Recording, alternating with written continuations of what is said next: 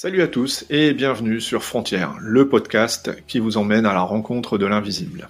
Alors je suis Benoît Young, magnétiseur et énergéticien, et je suis ravi de vous accueillir dans cet espace où l'on va parler des énergies subtiles et de celles et ceux qui les côtoient au quotidien. Tous les mois, je reçois un invité pour une interview dans laquelle il nous parlera de son parcours, de ses doutes, de ses réussites, et de sa façon de faire, dans le but de rendre sa pratique concrète et accessible à tous. Que vous soyez un praticien aguerri qui cherche à échanger, un curieux qui veut comprendre, ou même simplement un sceptique, eh bien vous êtes arrivé au bon endroit. Alors si vous êtes prêt à dépasser les idées reçues et à explorer ce qui se passe de l'autre côté de la frontière, dans le monde de l'invisible, eh bien ce podcast est disponible en vidéo sur YouTube, et en audio sur les principales plateformes de podcast, Deezer, Spotify, Apple Podcast. N'hésitez pas à vous abonner, à commenter et à partager. Maintenant, place à l'interview. Je vous souhaite une très bonne écoute.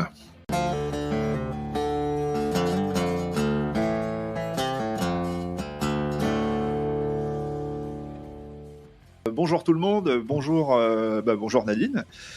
Je suis très content de te recevoir ce soir. Donc on part en Guadeloupe. Et donc on va rencontrer Nadine Boiselle qui est médium.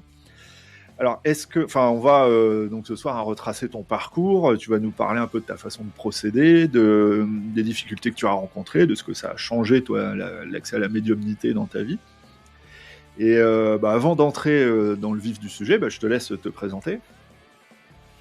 Donc bonjour, je suis Nadine, médium de métier depuis 2 ans. Avant j'étais cadre dans une administration et du jour au lendemain pratiquement j'ai tout quitté pour m'installer et pour être enfin là où je devais être. Je suis maman d'une jeune femme de 23 ans et je vis à Goyave en Guadeloupe. Je suis née. D'accord, ok. Donc c'est bien, t'as un petit peu de soleil et tout là. Nous on avait, nous apporte un peu de un peu de soleil, ouais, c'est cool quoi. On va un peu défricher le terrain. Est-ce que tu pourrais donner pour toi la définition de ce que c'est que la médiumnité pour quelqu'un qui n'y connaîtrait rien du tout? Alors j'aime pas généraliser, donc je vais expliquer ma médiumnité. Donc le principe pour moi c'est comme le nom l'indique, médium c'est être entre deux mondes. Donc j'ai une hypersensibilité, une capacité qui me permet de recevoir des messages de l'au-delà, aussi bien des guides que des défunts et des fantômes, etc. Donc ça me permet, quand j'ai des clients, de leur donner des informations que leurs guides ont besoin de leur communiquer. Donc pour moi, c'est ça la médiumnité. Alors, tu as déjà employé des termes, un peu de vocabulaire qu'il va falloir qu'on définisse. Qu'est-ce que c'est pour toi un guide ? Alors le guide, en ce qui me concerne, c'est un être supérieur. Alors comment dire ça plus simplement ? Une énergie élevé, oui, voilà. Ouais. Une énergie qui est dans ce monde parallèle et qui aurait des informations et qui est là pour nous soutenir et nous informer et communiquer. Enfin, qui a beaucoup de capacités et donc auquel je suis branchée, on va dire. D'accord. On a tous un guide ou il n'y a que certaines personnes, par exemple des médiums, qui ont ça ? Pour moi, à partir du moment où on est incarné, où l'âme est incarnée, elle vient avec son guide. D'accord. Au minimum, un guide. Qu'est-ce que tu appelles un fantôme ? Alors, un fantôme, pour moi, alors comment ça se passe, c'est que au moment de sa mort, on a le libre arbitre, l'âme a le choix de monter ou de rester sur notre plan. Et donc, quand il reste sur notre plan, on l'appelle fantôme ou j'ai oublié le terme. Merci. Donc là, il faudra couper. Comment on appelle ça ? Les entités ? Non, une amérante. Alors, qu'on appelle fantôme ou amérante. C'est ceux-là qui se baladent dans les maisons, qui viennent te chatouiller les pieds la nuit. Coucou, oui, c'est exactement ça. Et donc un défunt, bon, je pense que tout le monde voit ce que c'est assez transparent là-dessus. Oui, donc c'est l'âme qui est montée, qui a son parcours, et qu'on peut appeler, alors pour certains, on peut appeler pour venir discuter avec les personnes qui en ont besoin. Ok, eh ben, merci beaucoup pour ces précisions. Dans ton activité, tu dis aussi sur tes réseaux, sur Instagram, que tu es coach. Comment est-ce que tu arrives à concilier le terme de coach et le terme de médium? Est-ce que pour toi, c'est deux outils qui sont différents? Ou est-ce que finalement, c'est une seule et même posture dans l'accompagnement que tu proposes? Au final, c'est une seule posture. Maintenant, j'avoue qu'au début, j'ai employé le terme de coach intuitif parce que là où j'habite, c'est médium, c'est pas forcément bien perçu. Ceci dit, pour moi, être coach, c'est avoir une certaine compréhension de la spiritualité et accompagner les personnes avec cette compréhension. Donc, en fait, j'utilise les deux. C'est-à-dire que j'utilise ma médiumnité pour le coaching, j'utilise le coaching pour ma médiumnité. Donc au final, je suis tout le temps les deux. Ouais, c'est la même posture, c'est une posture d'accompagnement en fait. C'est ça. Ok. Alors, on va entrer un peu plus dans le sujet, un peu plus dans dans ton parcours. On va reprendre les choses un peu au début. Est-ce que tu peux nous expliquer comment tu as découvert tes capacités? Alors, contrairement à la plupart des médiums, petite, rien, adolescente, rien du tout, c'est à 40 ans, je crois 42 ans, que j'ai eu un burn-out. Et du coup, pour m'en sortir, il n'était pas question que je reste comme ça, parce que j'élevais seule ma fille. Et donc, j'ai été voir une kinésiologue qui m'a fait du bien. Et j'ai tellement aimé que je me suis dit, tiens, je vais me former. Et c'est en me formant que j'ai commencé à recevoir des messages, à commencer à voir des gens. J'avoue que sur le moment, j'ai eu très peur. J'ai dit, oh là, oh là, oh là, c'est pas normal. Pourquoi je les vois? Pourquoi je les entends? Et donc, c'est comme ça que je suis devenue médium. Et c'est pour ça que pendant 2 ans, je vous avoue que je t'avoue que j'ai eu peur. J'ai eu peur parce que je ne comprenais pas. Je suis quelqu'un de cartésienne. J'ai fait des études pour être architecte. Mes parents, c'est pas un sujet. Alors oui, aux Antilles, on parle de sorcellerie, on parle de Gad Zafé, donc c'est celui qui fait de la sorcellerie, des choses comme ça. Mais pour moi, sincèrement, je pensais que c'était une blague. Et que c'était faux. Alors, pas du tout mon truc. Donc, non, je suis de parents enseignants, médecins. Enfin, je veux dire, ça n'existait pas. On n'est même pas, religieux. Enfin, vraiment, j'étais loin, loin, loin. Donc, j'ai pris du temps pour comprendre ce qui m'arrivait.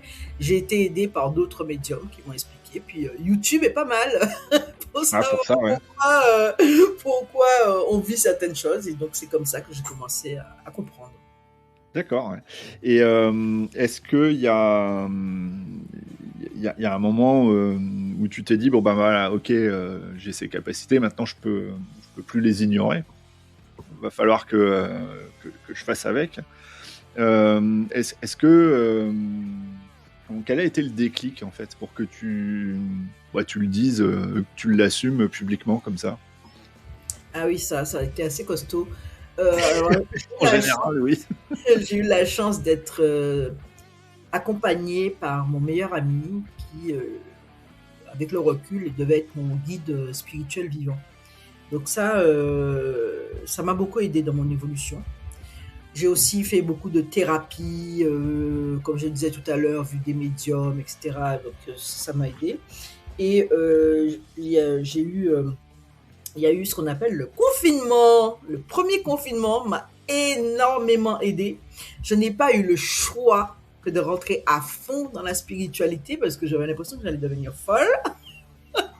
Donc du coup, j'ai beaucoup étudié, j'ai regardé des vidéos, j'ai essayé de comprendre, j'ai suivi des médiums, enfin vraiment, mais tous les jours, j'ai beaucoup médité et j'ai compris qu'effectivement ma place c'était là.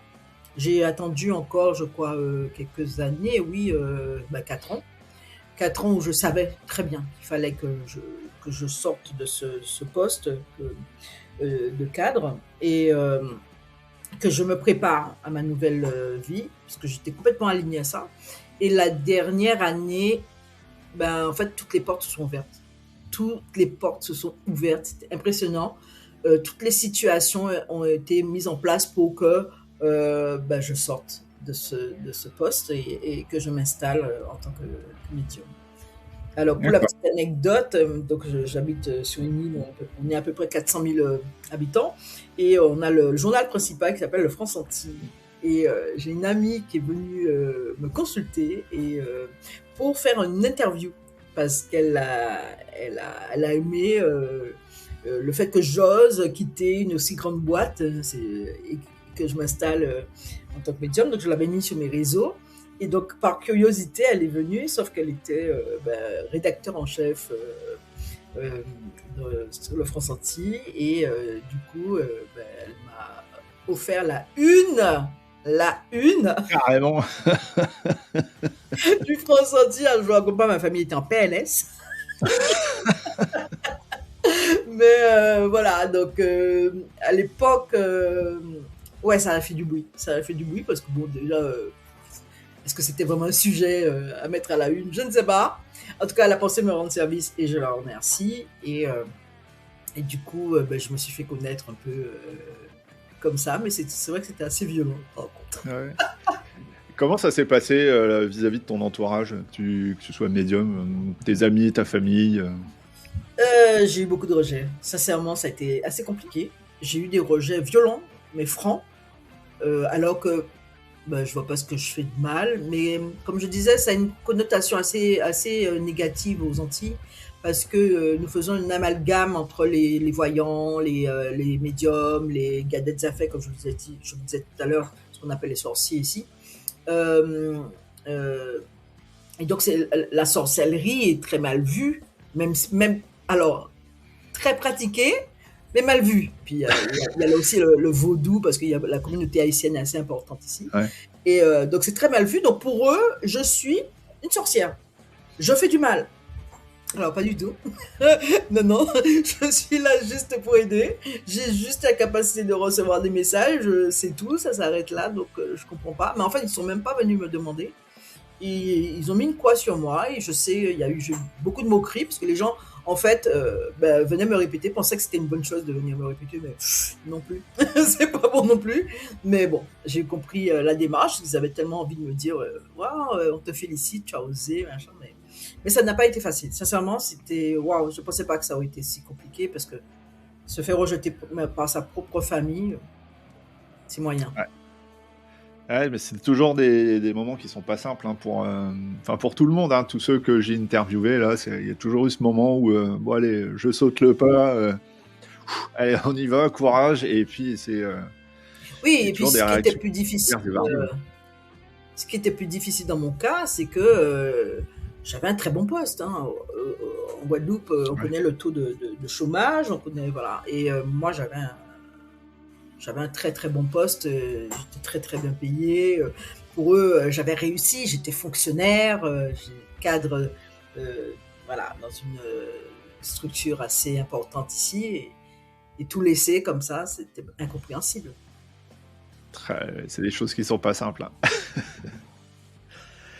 Comment tu as appris à maîtriser tes capacités là? Tu me parlais tout à l'heure de YouTube, etc. Est-ce que tu as suivi des formations ou est-ce que c'est complètement autodidacte? Alors là, c'est complètement autodidacte. Je me rappelle, j'ai quand même été, encore une fois, accompagnée par des médiums. Je me rappelle la première fois où je suis entrée en communication avec un fantôme, hein, et même plus que communication, puisque je l'ai fait partir. C'est une médium avec qui j'étais en séance et en visio, et je lui explique une situation que ma fille avait vécue. Et elle me dit, mais il y a un fantôme chez toi. Je dis, ah bon? Et donc elle me dit, oui, tu vas le faire partir. Je dis, ben non, je sais pas faire ça. Moi, elle me dit, si, tu vas le faire. Et donc, elle m'a dit, tu rentres en communication avec lui, tu discutes avec lui, tu lui demandes ce qu'il fait là. Je dis, ah, ok. Et donc, je ferme les yeux. Et là, tout de suite, je rentre en communication avec lui. Et voilà, je discute, j'échange. Et elle me dit, maintenant, tu le fais partir, tu lui demandes de chercher la lumière. Enfin, elle m'a donné la démarche. Et c'est comme ça que j'ai su faire pour la première fois. Et les autres capacités, mais il y en a une comme le scan. Je ne sais pas à quel moment elle est arrivée. Je n'en ai aucune idée. C'est-à-dire que je me suis mise à faire des scans Je ne sais pas pourquoi et comment. C'est venu tout naturellement. Donc voilà. Donc oui, je suis autodidacte. J'ai eu des conseils par-ci par-là, mais je n'ai pas suivi de formation. Ça fait partie en fait tout ça, ces capacités. Quand on s'ouvre un peu sur nos capacités, justement, on est toujours étonné. Il y a des choses qu'on sait faire comme ça. Voilà. Comment tu fais? Comme ça. Voilà. Et voilà, ça se fait, ça se fait tout seul, ça marche, c'est super. Il faut juste comprendre que c'est pas nous qui faisons, c'est ça, c'est que nous sommes juste des intermédiaires et à partir de là, on lâche prise et à ce moment-là, bon, en fait, c'est comme si on passait son corps pour que les guides fassent ce qu'ils ont à faire. Pour toi, tu te places juste en intermédiaire donc entre les gens, nous, voilà, les incarnés, et les guides qui seraient là-haut avec nous, quoi. Oui, pour moi, quand je suis médium, je suis intermédiaire.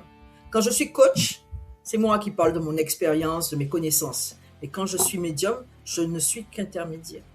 On va entrer un peu plus dans le vif du sujet et de voir un peu comment ça se déroule une séance avec toi. Alors, pour débuter, qu'est-ce qu'on vient chercher chez toi qu'on ne trouve pas chez un autre médium? Qu'est-ce qui te différencie des autres? Bonne question, je ne sais pas. Non, je rigole. Je vais parler de... Non, mais parce que j'en ai pas fait 25 de médium, donc je ne peux pas te dire comment les autres font. En tout cas, je vais te dire ce que moi je fais, c'est que en général, les personnes qui viennent me voir ont une problématique, une ou plusieurs problématiques qu'elles ne comprennent pas, elles ont tout essayé, elles viennent me voir. Ma capacité, et c'est ce que je leur explique au début, c'est donc de rentrer en communication de manière instantanée avec leur guide. Et comme je leur dis, je suis capable de leur raconter leur vie si c'était nécessaire, parce qu'on ne va pas le faire. Et donc, dans un premier temps, les personnes qui viennent me voir ne parlent pas. Je me concentre et je leur donne des informations. C'est-à-dire que pour moi, dans cette première phase, c'est la façon dont les guides voient la personne qui vient me voir. Et en général, toute ma séance, c'est que de l'amour. Hein. Donc, ce sont que de bonnes choses. Et les guides sont là pour valoriser, pour aider, pour encourager. Hein. Donc, pas de jugement, ni de ma part d'ailleurs, ni de la part des guides. Et donc, souvent, le client est étonné d'avoir autant d'informations en 5 minutes et que j'en connaisse autant sur eux. Et c'est là que je dis que je ne suis qu'intermédiaire, parce que moi, personnellement, je connais strictement rien. C'est que le guide avait besoin de leur dire des choses. Dans la deuxième partie, je vais soit faire un scan énergétique et je vais aller chercher les blocages énergétiques, blocages qui se débloquent la plupart, enfin les 3/4 du temps, juste en évoquant le blocage. S'il le faut, je fais un nettoyage énergétique rapide. Et dans un troisième temps, pour les séances classiques, c'est à ce moment-là que la personne me dit... je leur demande, mais est-ce que vous avez des questions? Et là, en général, on me répond, non, vous avez répondu à tout. J'ajouterai peut-être une petite question ou deux, mais effectivement, le guide, les connaît, leurs guides les connaissent par cœur.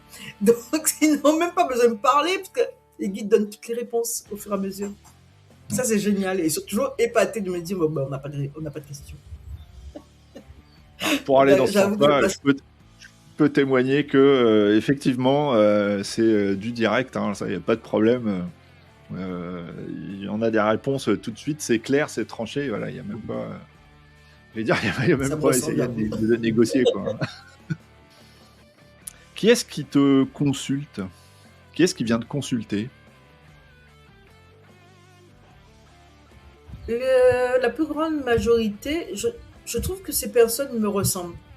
C'est-à-dire, ce sont des femmes entre 35 et 60 ans qui ont mené leur vie plus ou moins bien, plus ou moins tranquillement, et qui arrivent à un moment où elles ne comprennent pas comment avancer. J'ai aussi pu remarquer que souvent dans ma clientèle, ce sont des femmes qui ont des capacités, qui reçoivent elles-mêmes des messages, qui font des rêves, qui ont une très bonne intuition. Enfin, mais la majorité de mes clientes ont des capacités, alors pas aussi développées que les miennes, sinon elles seraient pas là. Mais c'est vrai qu'elles sont... Dès que, attention, on voit mieux pour les autres que pour soi-même. Hein. Je suis vraiment bien placée pour le savoir. Hein, Ben? Ouais, bah ouais. D'ailleurs, merci pour répondre à mes attentes chaque fois que j'en ai besoin. Donc oui, bah, c'est à peu près, la clientèle, c'est 99% de femmes et 3/4 qui ont des capacités, mais enfin, et qui sont hypersensibles et qui ont des problèmes qu'elles ne comprennent pas. Voilà, ils viennent te voir pour débloquer une situation de vie, ou est-ce que tu as déjà eu des gens qui viennent te consulter pour que tu entres en contact avec un défunt ou quelque chose comme ça? Alors, la plus grande partie de mes séances, en fait, c'est pas pour voir des défunts. C'est pas pour entrer en communication. Je suis pas spécialisée. Alors, je le fais avec plaisir, hein, mais c'est pas ma spécialité. Ma spécialité, c'est vraiment l'aide. L'aide, l'accompagnement, les réponses. C'est surtout les réponses. Les gens ont besoin de comprendre. Et accessoirement, c'est soit la personne me demande de contacter un défunt, soit le défunt se présente de lui-même. Ah, j'avais souvent, je me rends compte que moi maintenant, mais la petite grand-mère qui vient dire coucou, je suis fière de toi, ne t'en veux pas si je suis partie, que tu n'étais pas là. Ah oui, si le client en a besoin, d'eux-mêmes ils viennent. Ça, et il m'arrive aussi de recevoir des fantômes. Hein. C'est-à-dire que s'il y a un fantôme de la maison, on est en séance, mais il a besoin de parler. Oui, c'est important, il a son mot à dire. Heureusement que je les vois pas. Ouais, ah oui, tiens, bah c'est ce que j'allais te demander. Ouais, tu les vois pas, tu les perçois. D'ailleurs, comment tu les perçois, tiens? Alors, il y a plusieurs façons. Je sais pas comment te dire. Je ressens qu'il y a une présence. Je ressens. Souvent, je demande. En général, je demande à mon guide et il me répond oui à quelqu'un. Donc, je demande est-ce que c'est un fantôme. Il me dit oui. Quand quelqu'un se présente, j'ai des réactions parce que oui, j'ai oublié de dire, mais je bouge beaucoup en séance.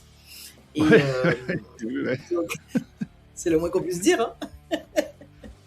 Et donc je ressens qu'il y a quelqu'un, je ressens qu'il y a une présence. Je n'entends rien, je ressens, c'est tout.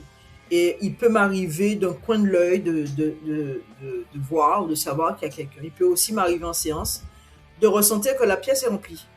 Mais remplie. Remplie. Je me dis, oh là, qu'est-ce qui se passe? Et souvent, ce sont, comme je disais dans une autre interview, souvent ce sont des ancêtres qui viennent, mais il faut que je demande, il faut que je pose la question, c'est qui, combien ils sont, etc. Parce que je n'ai pas forcément toutes les informations. D'accord. En tout cas, tu ressens les présences, des choses comme ça, quoi. Moi, je suis envahi de frissons quand je suis en contact avec une présence comme ça. Je le sens tout de suite, quoi. Même ça m'arrive en soins, enfin pour faire une petite parenthèse, hein, quand je soigne quelqu'un, que ce soit à distance ou qui vient chez moi, je le sens tout de suite quand il y a une présence attachée à la personne. Je suis envahi de frissons, comme quand tu as la chair de poule. Et ça vraiment, je sais que c'est ça à chaque fois, hein, et ça trahit pas. Je me trompe jamais là-dessus. Concrètement, une séance, donc comment ça se passe? On s'assoit, on ferme les yeux, on se laisse guider. Comment toi tu fais? Est-ce que tu utilises des outils? Comment tu fais? Comment ça marche? À partir du moment où le client est assis sur mon divan, on voit là d'ailleurs, et moi sur ma chaise, ça s'arrête là. C'est-à-dire que j'explique comment va se dérouler la séance et c'est tout. Et à partir du moment où je dis ça y est, on y va, voilà, je reçois des informations comme ça, non-stop pendant toute la séance. Et c'est tout. Je n'utilise rien du tout. Il m'arrive de fermer les yeux, de bouger comme j'ai dit tout à l'heure, mais ça s'arrête là. D'accord. Est-ce que l'intuition, elle occupe une place importante alors dans tes séances, puisque tu dis que tu reçois beaucoup d'informations des guides, mais toi, ton intuition là-dedans, elle est où?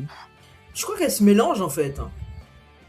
Elle se mélange et quand une idée, une intuition arrive, je demande est-ce que l'intuition est bonne. Je vérifie, je fais mon guide valider ou pas. Bon, en général, elle est bonne, je pense. Je pense que si elle arrive à moi, l'intuition, c'est qu'elle est bonne. En général, sans prétention, bien sûr. Est-ce que tu as comment je pourrais dire ça, des conventions en fait avec, on va dire, l'invisible pour affirmer ou infirmer, par exemple, une intuition que tu pourrais avoir, une information que tu reçois? C'est-à-dire comment je fais, mais en fait j'ai le oui et le non. Ouais. Moi je l'ai vu, facile. Ouais. Oui, non, ouais. Donc dès que je demande, j'ai le oui. En fait, pendant que je baisse la tête, j'ai le oui ou le non qui sortent de ma bouche. Ouais, c'est ça. Ça fait. Ouais, c'est ça. C'est ma journée à leur poser des questions. Donc au bout d'un moment, j'ai mal à la tête. Si je leur pose trop de questions, ça me demande beaucoup, effectivement. Ouais, je fais oui avec la tête ou non avec la tête, vraiment pour confirmer, quoi.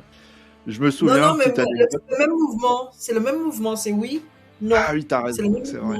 Ouais. Je me souviens, alors, faut qu'on raconte quand même, faut qu'on dise que nous, on s'est connus sur... c'est un forum d'entraide, il y a 3 ans, 4 ans. Sur Facebook. Quelque chose comme ça. Qu'au tout début, t'avais pas ces capacités-là de oui et de non. Bon, ça restait, on va dire, assez statique.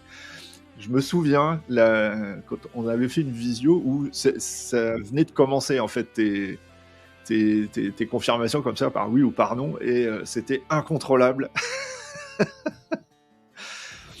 Et c'était assez impressionnant, enfin pour moi, parce que bon, moi je me revendique pas médium, mais j'ai un peu de capacité, mais ça se passe pas du tout de la même façon, et c'était assez incontrôlable, et on avait bien rigolé ce coup-là. J'avoue qu'il me faut faire des mouvements, des fois je ne comprends pas, et même dans la nuit, hein, j'ai des mouvements, j'ai mon bras qui parle.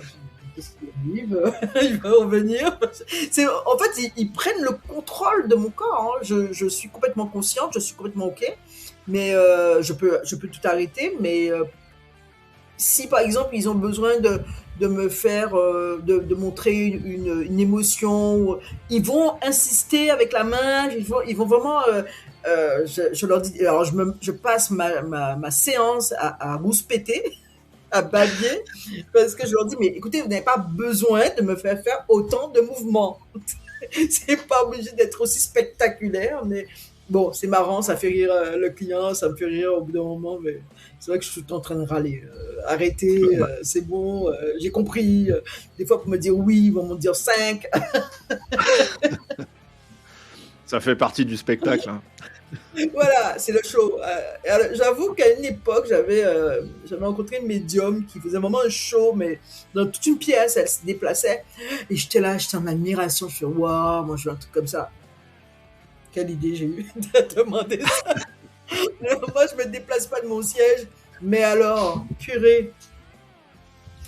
Ah là là, mais quel spectacle. Des fois, je trouve que ça en fait trop, quoi. Je trouve que c'est même pas professionnel. C'est ton originalité, voilà. Hein. J'avoue. Mais à part ça, est-ce que tu as des ressentis physiques aussi? Est-ce que tu peux sentir, je sais pas, un toucher ou même des émotions qui sont pas les tiennes en toi? Alors les émotions, je les ai subies au début. Franchement, chaque fois qu'il y avait un client ou quelqu'un que je connaissais qui avait une émotion forte, je la ressentais. C'était un peu pénible jusqu'à ce qu'on me dise que non, mais il suffit que tu demandes d'arrêter. Donc ça s'est arrêté, effectivement. Je me rends compte maintenant que je n'en souffre pas, en tout cas. À part ça, bon, il m'arrive d'avoir des frissons. Mais frissons pour moi, c'est quand le guide veut valider. Ce que je viens de dire, et qui n'a pas été une connexion, qui ne vient pas d'une connexion. Et mais sinon, non, j'ai pas. Ah oui, j'ai oublié de dire, hein, je suis lâche, hein, donc j'aurais dit on évite. On évite les trucs comme ça. C'est pas de la blague pour moi. Ah non, je veux pas voir et je veux pas ressentir, je veux pas sentir, non, ça va aller. Je veux juste savoir, ça me suffit. Et oui, médium lâche, c'est pas mal. Ça arrive, hein, écoute, hein, on n'est pas parfait. Hein. Est-ce que tu as des anecdotes de séances qui te reviennent et qui, pour toi, ont été vraiment importantes, qui confirment vraiment que tu es là où tu dois être, qui confirment que vraiment c'est ce que tu dois faire, qui viennent te rassurer aussi sur tes capacités, etc. Est-ce qu'il y a une séance qui t'a particulièrement marqué là-dessus?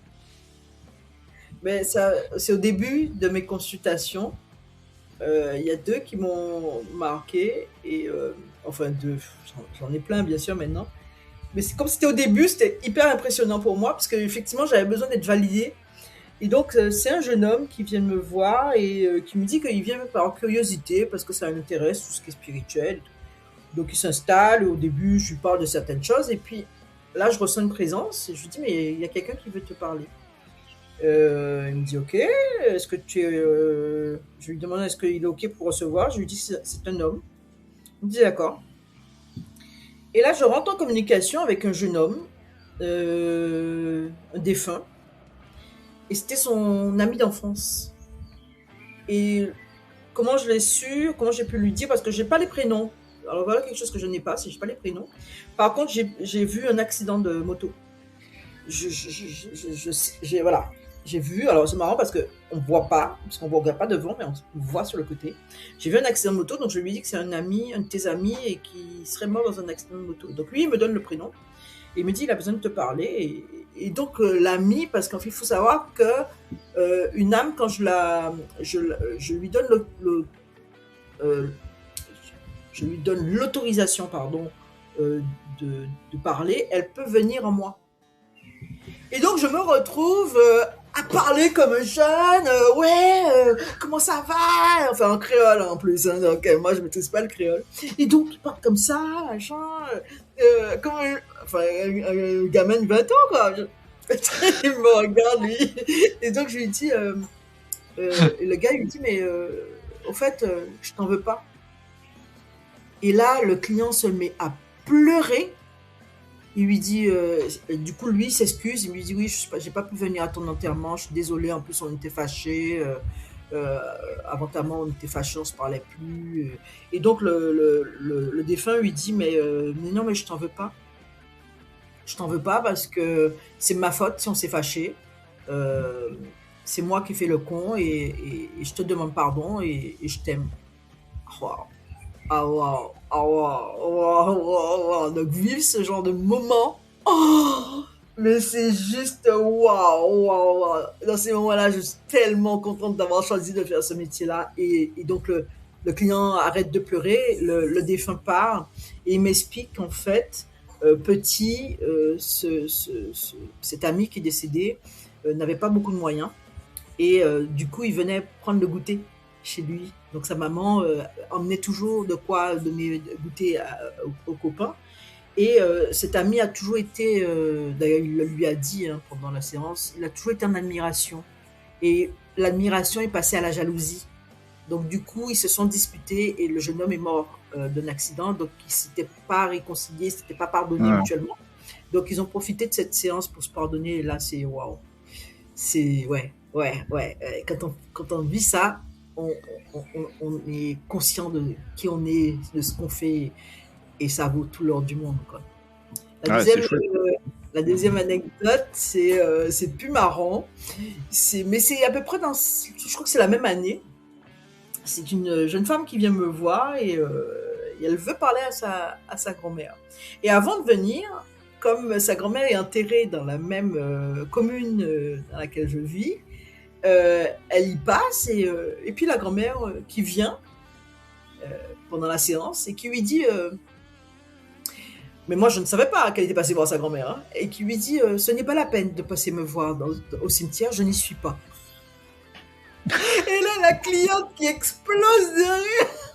Alors moi je comprends pas trop parce que moi en plus j'ai pris la voix hein, de la défunte. Hein, donc, oui, l'attitude et la voix. Et donc, la cliente explose de rire et me dit, mais je viens de passer au cimetière, en fait. Et comment vous l'avez su? Je dis, ben moi, j'en sais rien, c'est votre grand-mère qui vous parle. Donc là encore, ce sont des anecdotes, mais qui font chaud au cœur. Qui font chaud au cœur. Moi, j'ai toujours rêvé aider les gens. C'était mon rêve. J'ai d'ailleurs été 7 ans à la Croix-Rouge parce que moi, je voulais venir en aide aux gens. Donc, ces moments-là, ça, sont juste époustouflants. Époustouflants. Je peux avoir des problèmes avant, mais quand je vis ça, ouais, je suis à ma place. Ça, c'est quand tu te rends compte de l'impact que tu peux avoir sur les gens, la vie des gens, sans faire grand-chose finalement. Que ça ne demande pas un effort surhumain. Voilà, je mets mon corps à la disposition, c'est tout. Ça se demande un sacrifice quand même. Hein. Mais voilà, c'est pas intellectuel, c'est pas physique, c'est pas... Voilà quoi. Ouais, c'est ça. Et tu peux vraiment faire avancer... Enfin, moi, je vois ça plutôt de ma fenêtre de magnétiseur, d'énergéticien, mais tu peux vraiment... en faisant un tout petit truc, hein, hop, tu règles un problème chez quelqu'un qui le plombait depuis des années et ça y est, tout change, tout avance. Ça, c'est top. Hein. Inversement, est-ce que tu as... par contre, est-ce que ça t'arrive parfois qu'il y ait des séances, alors pas où il se passe rien? Ça s'est passé peut-être 1 ou 2 fois et en toute...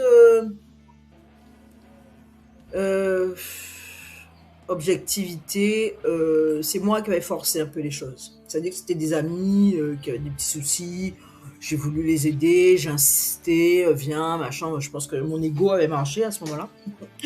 Et du coup, rien.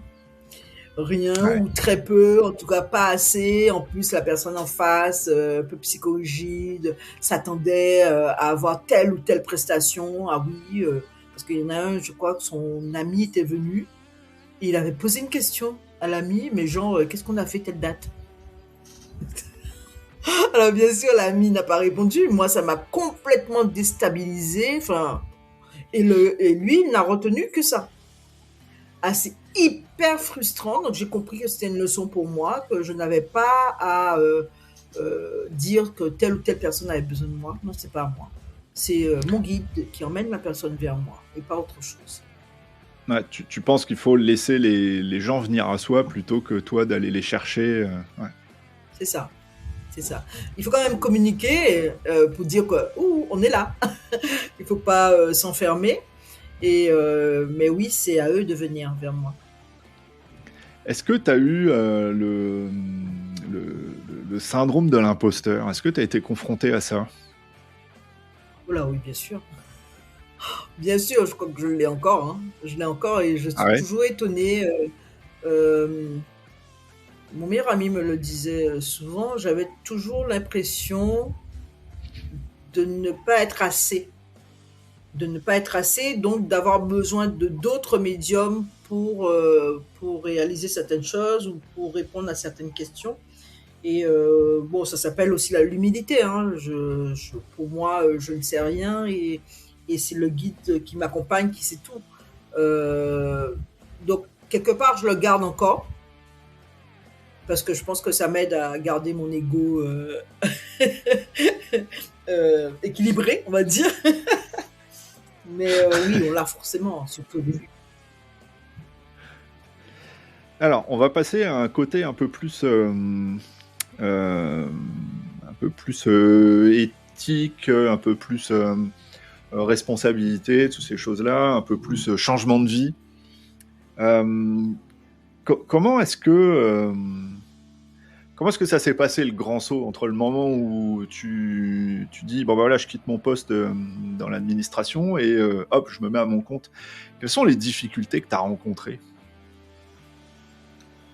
Comme j'ai dit, des difficultés, en tout cas administratives, n'en ai pas rencontré puisque toutes les portes se sont ouvertes. À l'époque, j'avais un CDD et il me manquait 10 jours de contrat de CDD pour avoir mon CDI. C'était le moment. c'était le moment, parce que j'aurais eu le CDI, j'aurais eu du mal à partir, c'était le moment ou jamais. Donc je suis partie et j'ai pu toucher effectivement le chômage, ce qui m'a aidé pendant la première année et demie à avancer. Par contre, effectivement, je ne vais pas mentir, la difficulté, c'est d'avoir vécu tant d'années en tant que salarié, voire fonctionnaire, et de se retrouver auto-entrepreneur. C'est compliqué, avec des mois très bons, des mois un peu moins. Mais en fait, je veux dire, c'est la foi qui nous garde. C'est la foi parce qu'on sait que bon, ben, ça ira mieux. Ça prend du temps parce que ça ne fait que 2 ans et demi, du coup, je crois. Euh, oui, oui, 2 ans, même pas. Un peu plus de 2 ans que je suis installée. Donc 2 ans où, voilà, un coup c'est bien, un coup c'est pas bien. C'est pas forcément évident. Mais comme je dis, la joie d'aider dépasse tout. Dépasse tout. Mais sinon, administrativement, non, ça a été simple. Il a suffi que j'ouvre mon auto-entreprise, que je m'installe. Enfin, vraiment, à ce niveau-là, c'était très simple. D'accord. Plutôt là, une question sur l'éthique, la responsabilité. Selon toi, où s'arrête ton rôle de coach médium vis-à-vis des clients que tu reçois? Quand je les reçois, la première chose que je leur dis, c'est que, je ne juge pas, je n'ai pas le droit de juger. J'ai vraiment l'impression que si je juge, on va me punir. J'ai gardé ça dans ma tête et c'est très bien. Donc, ce qui fait que quand je reçois des informations, je reçois des messages, des conseils de la part des guides des clients, s'ils ne les suivent pas, ce n'est pas mon problème. Je n'ai pas à juger. Certaines personnes, et moi-même je l'ai vécu, doivent revivre certaines situations pour bien comprendre et pour passer à autre chose. Donc, la première chose, c'est ne pas juger, de ne pas se sentir responsable de l'autre ou de ce qui est dit, parce que, encore une fois, c'est le guide qui dit, c'est pas moi. Alors, j'aime bien, des fois, on me dit, oui, mais tu m'as dit. Non, non. Non, non, ce n'est pas moi qui te dis, c'est ton guide, attention. Donc voilà, je ne suis pas aussi donneuse de leçons. Je n'ai pas de leçons à donner. Je ne connais rien de la vie de l'autre, même si j'ai des brides, mais voilà, c'est que je ne sais pas mieux que l'autre. Donc moi, c'est pour ça que quand je suis en séance, je m'efface au maximum. Et je n'ai pas de conseils médicaux à donner. Au contraire, va voir un médecin. Parce que, bon, en général, je ne parle pas de ça du tout. C'est pas du tout mon sujet. J'évite, par contre, je vais chercher la raison pour laquelle la personne est malade. Donc ça, oui, mais pas tout ce qui est médical, ce n'est pas mon sujet. Donc au niveau... ah oui, il y a aussi le libre arbitre. C'est très, très, très, très, très, très, très important de laisser le libre arbitre. Alors j'avoue que j'ai eu du mal au début. Quand la personne prenait le temps de venir prendre une séance avec moi et qu'elle ne m'écoutait pas après, mais comment ça, elle ne m'a pas écouté? J'avais beaucoup de mal. Mais genre, je ne veux plus la voir, elle ne m'a pas écouté, ouais, on va se calmer. Donc oui, j'ai appris l'humilité.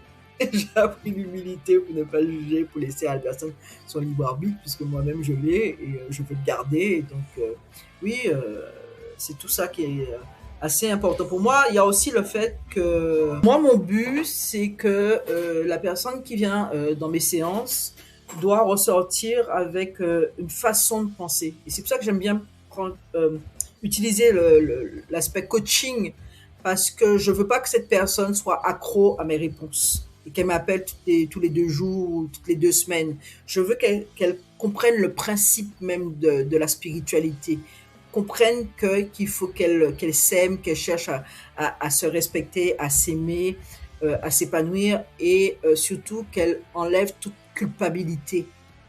Et donc, je veux que la personne change son mindset, change son mental. Ça, c'est important pour moi aussi. Je veux pas voilà, je suis pas celle qu'on vient voir tous les 2 jours. J'évite. C'est pas mon sujet, c'est pas mon propos. C'est pour ça que mes séances, elles durent 1 heure et demie, parce que je dois prendre le temps de t'expliquer ce que j'ai compris, moi, du coaching. Alors, d'ailleurs, j'invite ces personnes à aller faire leurs propres recherches. Je précise toujours que c'est ma vérité. elle me correspond, c'est ce que j'ai compris. Je ne dis pas que c'est la vérité. Donc, je les invite à aller, comme moi, sur des sites pour comprendre qui ils sont, pourquoi ils sont là et pourquoi ils vivent ça. Ça, c'est très, très, très important. Ouais, promouvoir l'autonomie et le discernement chez les gens, en fait. Hein. Ouais. C'est ça, exactement. Est-ce que tu as une charte éthique ou est-ce que tu appliques, au-delà des règles là que tu viens de nous énoncer, est-ce que tu as d'autres... est-ce que tu as un cadre éthique un peu plus étendu que tu t'imposes ou comment tu fais là-dessus? Je n'ai pas forcément un cadre éthique bien précis. Déjà, c'est ma façon d'être. Je suis quelqu'un de respectueux, je suis quelqu'un d'empathique. Voilà, je me mets à la place des gens. Je suis quelqu'un qui est rapidement honte. Donc, je peux. Et justement, je pense que c'est tout ce que j'ai vécu qui me permet d'être une bonne médium, enfin bonne dans le sens où je suis à l'écoute, où je réponds aux attentes, je réponds aux questions, je suis empathique, je suis directe, je suis franche, parce que justement j'ai vécu tout ça et que j'aurais aimé avoir ces réponses-là de cette façon-là. Et c'est pour ça aussi qu'on vient et qu'on m'envoie du monde. C'est qu'on sait que on passe un bon moment avec moi, on rigole beaucoup, on se moque beaucoup de moi, surtout de moi, avec tous les mouvements et tout. Et on ressort de chez moi léger. En tout cas, beaucoup plus léger. Il y avait d'ailleurs un client qui m'avait dit, j'ai l'impression que je suis rentré avec un sac au dos avec une dizaine de pierres dedans. Et là, je ne dis pas que tu as enlevé toutes les pierres, mais tu as enlevé un bon paquet. Et ça, c'est mon objectif. Est-ce que cette ouverture sur le monde de l'invisible, qu'est-ce que ça a changé dans ta vie, sur ton regard sur les autres, ton regard par rapport à toi? Qu'est-ce que ça a changé chez toi? Je ne pensais pas qu'il y avait autant de mal, c'est-à-dire de personnes malveillantes autour de moi. J'avoue que je vivais dans une bulle où tout allait bien, tout le monde était gentil, tout le monde était beau. Et j'ai la capacité maintenant de voir si les personnes peuvent être parasitées par des choses plus ou moins humaines, on va dire. Donc, je dis humaine dans le sens où quelqu'un qui fait sciemment du mal ou pas. Et je suis sidérée par autant de méchanceté. Donc, j'ai du coup envie de me protéger encore plus. Donc, c'est vrai que j'étais quand même déjà à la base une solitaire, mais alors là... si je pouvais ne pas sortir de chez moi, ça serait mieux. Mais bon, il faut quand même vivre. Et ça, c'est ce qui est plus difficile dans mon métier de médium. C'est ce côté de la vie qui est moins sympa. Maintenant, ce que j'ai compris aussi, c'est que tout est spirituel. Tout est spirituel. C'est-à-dire que la moindre douleur qu'on peut avoir, le moindre... souci, c'est en réponse à un mauvais alignement, un dysfonctionnement énergétique. Ça, c'est impressionnant. Enfin, tu dois être mieux placé pour le dire. Ouais. Et, mais c'est même marrant. Quoi. On a mal à la tête. Ah, ben, va chercher la raison pour laquelle tu n'es pas aligné ou tu as un problème énergétique. C'est impressionnant. Quel message tu pourrais délivrer aux gens qui seraient un peu sceptiques et qui nous écouteraient? Quels conseils tu pourrais leur donner? Sincèrement, moi, il faut de tout dans ce monde, les sceptiques, les moins sceptiques, et je les accepte. Et s'il y a quelque chose qui est sûr, c'est que je ne vais pas me battre avec eux pour qu'ils comprennent. Simplement, ce que j'ai à dire, c'est que nous avons tous une âme. Et toutes les âmes ont des capacités. Parce que justement, elles ont la capacité d'être partout en même temps et d'avoir toutes les capacités. Maintenant, elles ne sont pas toutes... il n'est pas prévu pour que toutes les âmes s'éveillent ou éveillent leur capacité. C'est-à-dire que moi, je fais partie de ceux qui ont décidé d'exploiter leur médiumnité dans cette vie. Et que les sceptiques, peut-être que ce n'est pas le cas. Alors, ce qui est marrant, c'est de rencontrer des sceptiques qui ont des capacités. Ah, moi, j'en ai un. Ah, mais un chaman en plus, hein, et un chaman de haut niveau. Non, je ne crois pas en ça. Je me dis, mais comment ça, tu comprends ça? Mais c'est toi. Il me dit, ouais, mais je rêve la nuit, c'est horrible, les rêves que je fais, mais je comprends ça. Comment ça, tu comprends?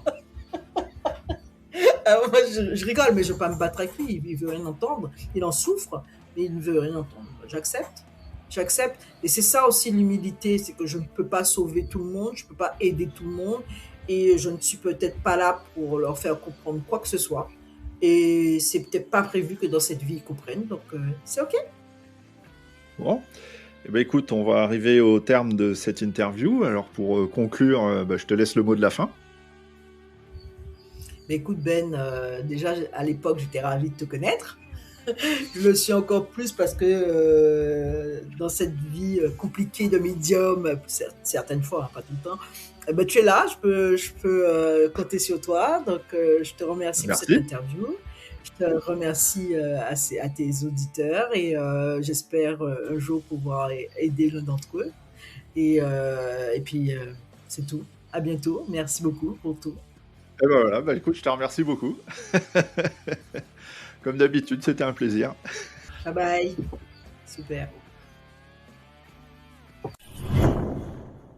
Et voilà, c'est tout pour aujourd'hui. Un grand merci à mon invité et à vous pour votre écoute. Alors si cet épisode vous a plu, n'hésitez pas à liker, à mettre des petites étoiles, à commenter, à partager sur vos réseaux. C'est le meilleur moyen de faire vivre ce podcast.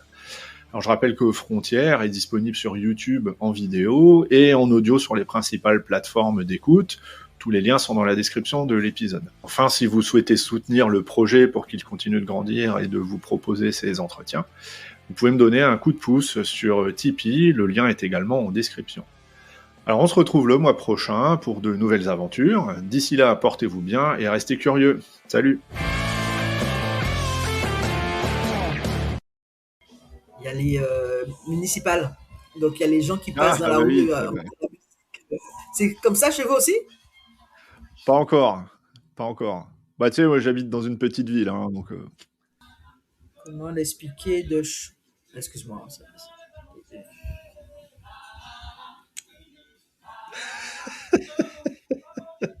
On va les laisser passer. Le problème, c'est que de l'autre côté, il y a une cité. Donc tu commences bien, qu'ils sont trop contents. Il y a du monde qui va les écouter. Oui. Là...